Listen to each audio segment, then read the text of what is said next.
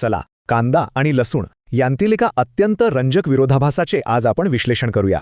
हे जीवनदायी आहेत, तरीही ब्राह्मणांसाठी सक्त निषिद्ध का? यामागचं नेमकं कारण काय असू शकतं? हे समजून घेण्यासाठी थेट पौराणिक समुद्रमंथनाच्या घटनेकडे वळूया. मंथनावेळी राहू आणि केतू या राक्षसांनी देवांसाठी असलेलं दिव्य अमृत गुपचूप प्राशन केलं.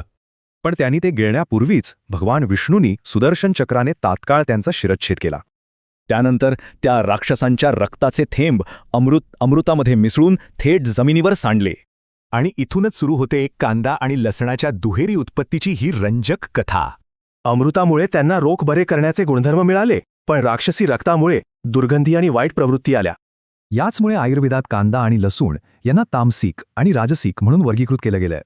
मान्यतेनुसार हे पदार्थ माणसातील तीव्र वासना आणि अज्ञान यांसारख्या भावनांना चालना देतात.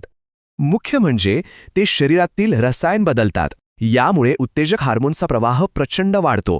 ही वाढ एकाग्रता आणि संयम नष्ट करून आध्यात्मिक जागृतीच्या मार्गात गंभीर अडथळे निर्माण करते.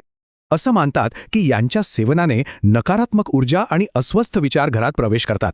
याच कारणांमुळे त्यांना अत्यंत अशुद्ध मानलं जातं आणि धार्मिक कार्यात त्यांचा वापर निषिद्ध आहे. पण आधुनिक विज्ञान मात्र वेगळंच सांगतं. ते या वनस्पतींचे प्रचंड शारीरिक फायदे उघड करतं.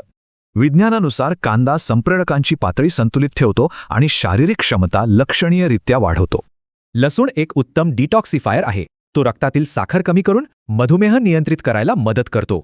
पाण्यासोबत कच्चा लसूण खाल्ल्याने क्षयरोग म्हणजेच टीबी बरा व्हायलाही मदत होते, असं संशोधनातून दिसतं. आणि इथेच आपण मूळ विरोधाभासाकडे येतो.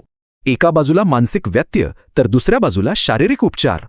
शेवटी प्रश्न उरतोच, शारीरिक आरोग्य महत्वाचं की मानसिक आणि आध्यात्मिक शिस्त? याचा समतोल कसा साधायचा?